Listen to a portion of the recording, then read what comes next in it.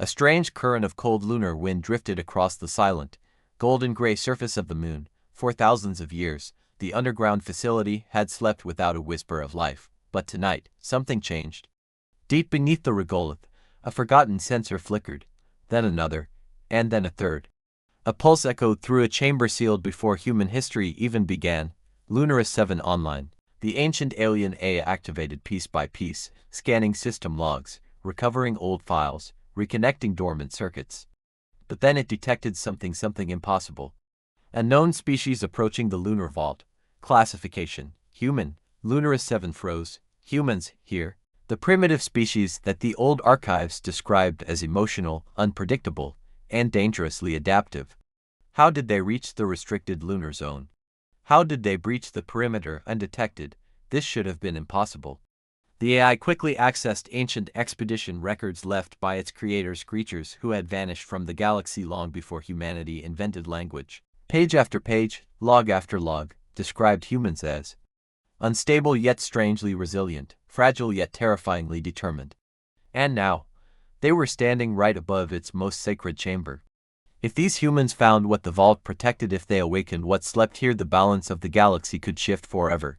And Lunar 7 was not programmed to allow that under any circumstances. Meanwhile, on the surface, a rover crawled quietly across the barren lunar landscape. Its headlights sliced through the darkness, illuminating nothing but dust, rock, and shadows. Commander Arham Malik watched the readings on his HUD calmly, though every sensor on his suit was spiking with anomalies. Something beneath the surface was alive, watching them, reacting to them. "There's definitely activity down there," Arham said, a small confident grin appearing behind his visor. A grin the alien AI immediately flagged as dangerous. Unpredictability level high. Below the human team, the alien systems hummed louder.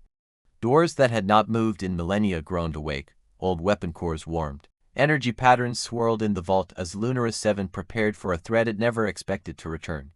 Above, unaware of what was awakening beneath their feet, the humans stepped deeper into the moon's darkest secret. Neither side knew that within minutes, the fate of humanity and a long-lost alien civilization would collide for the first time. The tremor that swept through the lunar base was small, almost delicate, like a whisper brushing across metal. But for Captain Sienna Hale, standing near the observation deck, it felt wrong. The moon didn't shake, it never had. Not like this. She pressed her hand against the cold glass and stared into the darkness where Earthlight barely reached. "That wasn't seismic," she muttered, more to herself than to the stunned astronauts around her. Behind her, Specialist Avery Chen scanned the instruments with a tightening jaw. "Ma'am, something moved, under the regolith."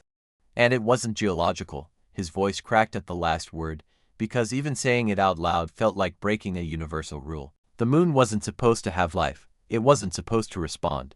Sienna turned, her breath steady, her heartbeat not. "Define something." Avery swallowed.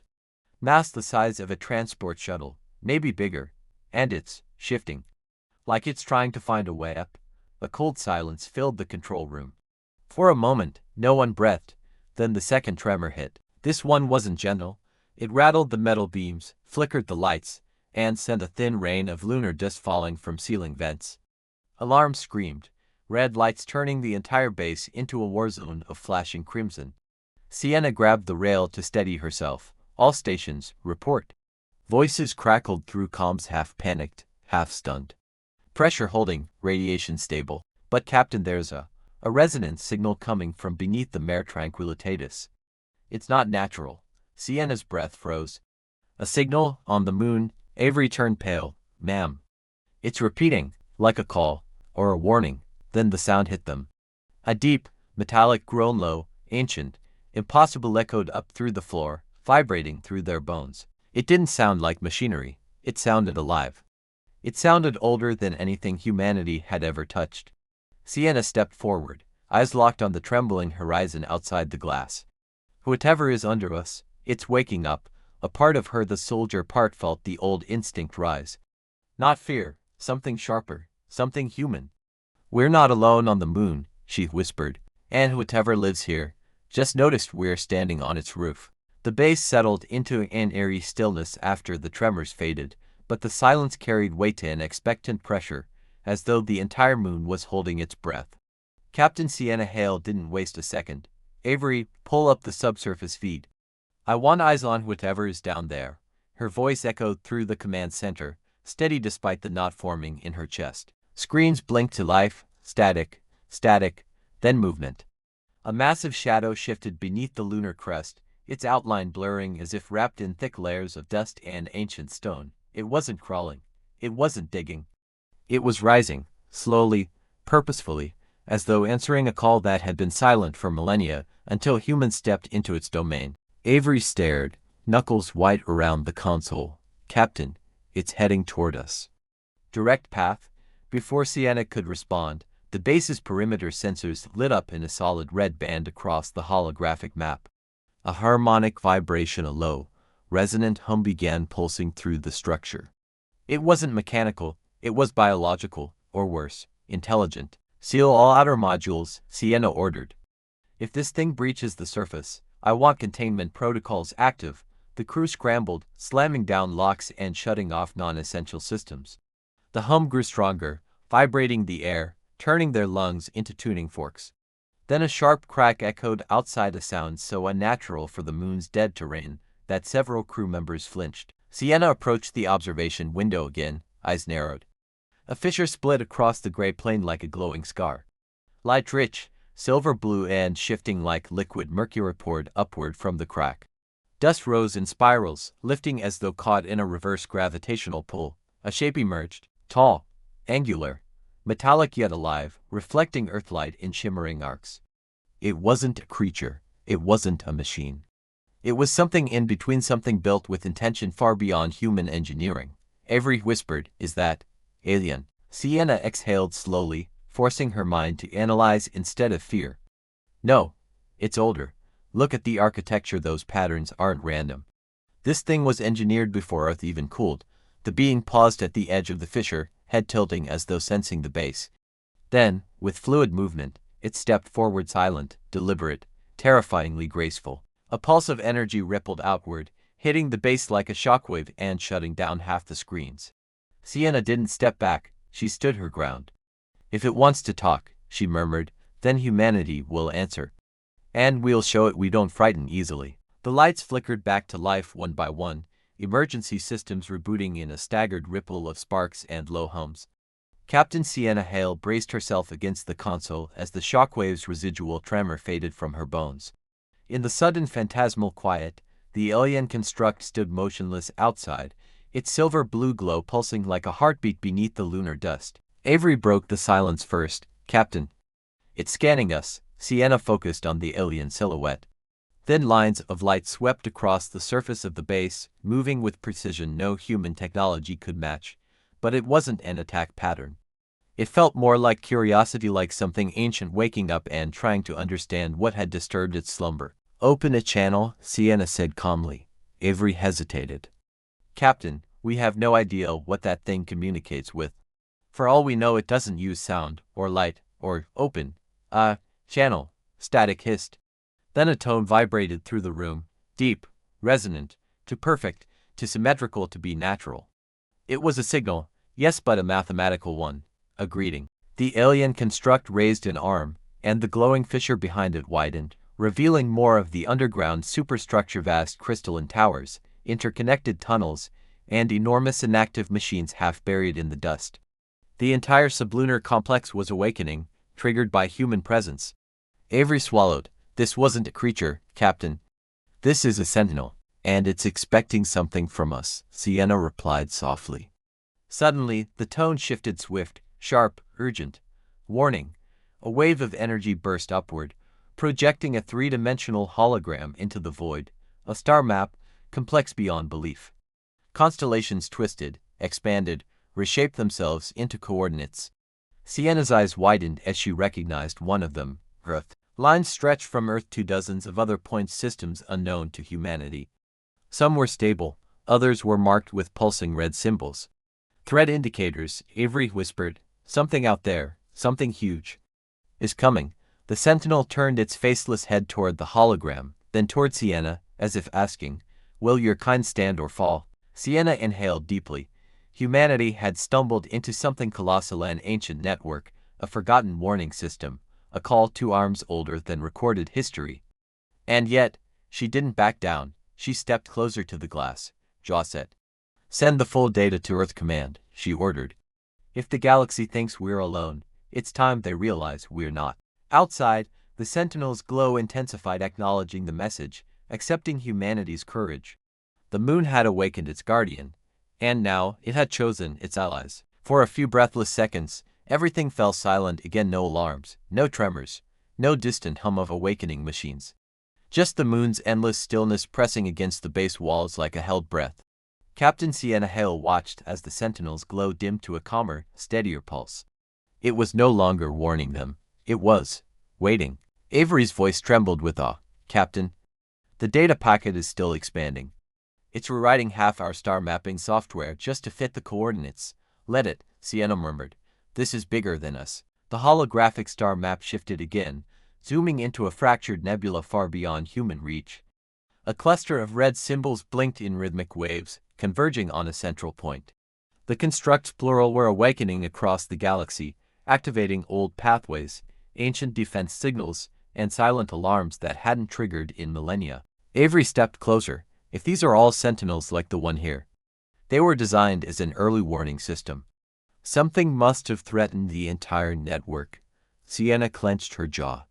"And now that the system is active again, that threat may be returning." At that moment, the Sentinel extended a beam of pale light toward the surface toward a half-buried chamber newly exposed by the earlier shockwave.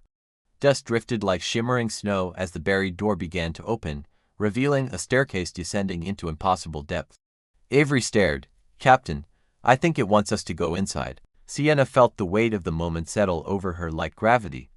The Sentinel wasn't merely showing them the threat, it was inviting them into the heart of a secret buried since before humanity learned to walk upright. "Suits on," she ordered quietly. "We're going down." Minutes later, the two humans descended the staircase, flashlights sweeping over walls carved with patterns neither language nor art, but something in between, pulsating faintly with internal light.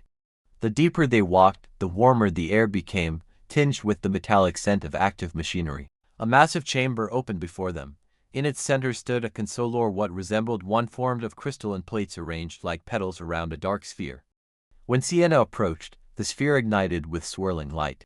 A voice filled her mind, not spoken, not heard. Remembered, heirs of the younger world. "You are not the first to stand here, but you may be the last." Avery staggered back. "It's communicating, directly." Sienna stepped forward, steady. "Then tell us what's coming." The sphere's light expanded, enveloping them in a storm of alien memories. Starships burning across impossible skies, civilizations fleeing into the dark, and something colossal, relentless, approaching. The real enemy wasn't in the galaxy, it was coming from outside it. The tremors returned, slow at first, then deep enough to rattle the fractured lunar plates beneath them. Aurora steadied herself against a jagged obsidian ridge, her suit's internal alarms flashing red across her visor. Behind her, Moloch staggered, gripping his rifle as dust clouds whirled like ghostly spirals in the thin lunar air. And then they saw it. The moon itself seemed to open. A massive slit carved through the surface, glowing with the same bioluminescent pulse they witnessed inside the ancient caverns. Except this time, something was climbing out. A colossal silhouette rose, 6 limbs, plated exoskeleton shimmering like molten silver, each movement accompanied by that same low-frequency hum she'd heard inside the dormant alien structures. The Colossus, the lunar species' ancient guardian. The creature turned its massive head toward Aurora and Moloch, its 100 crystalline eyes reflecting Earth's distant blue glow, and for a moment she felt it an intelligence as old as the stars, watching, analyzing, judging. Aurora raised her palms slowly, not in fear, but in declaration. The creature's mind brushed against hers, not with words, but with a feeling, recognition. It remembered the humans who had entered its sanctum. It remembered they had survived the trial that should have killed them, and now, it was deciding what to do next. The ground shivered again. Far behind them, lunar base helix flickered with emergency strobes. The communications array erupted with static, then a single sentence broke through. "Aurora, if you can hear us, the structure beneath you is waking up across the entire near side. We're reading energy spikes powerful enough to punch through dimensional space. Whatever's happening, it's global." The Colossus leaned closer, lowering its massive head until Aurora could feel its breath warm, metallic, almost electric wash over her visor. Its eyes narrowed, not in hostility, in choice. Then the creature extended one of its colossal limbs and pressed it gently to the ground. The entire moon pulsed with light. Lines of ancient circuitry ignited across the horizon like veins of a sleeping titan coming awake. Moloch whispered, "Aurora, I think it's showing us something." And it was. A vision burst into their minds: vast starships drifting into orbit, not human, not of any species listed in galactic archives. A war spreading across systems. A message carried on cosmic winds. The moon was built as a shelter, a library, a fortress. The enemy comes again. Aurora staggered backward, heart pounding. It's warning us. The war that created these structures, it's returning. The Colossus stepped back, its luminous body beginning to dim. The moon's surface slowly closed around it as if swallowing its guardian once more. But before it disappeared completely, the creature let out a final resonant pulse that echoed through Aurora's bones. A message, a promise, a command: prepare. The crack sealed, silence returned. Earth shone peacefully overhead, unaware of the ancient storm moving toward it. Aurora exhaled. "Moloch, we have to tell them everything." "And hope," Moloch replied, "that humanity is ready." But deep inside, Aurora knew the truth. Humanity wasn't ready, not yet, but it would be. Because it always adapted, always survived, always fought back. And when the ancient enemy finally arrived, humanity would be waiting.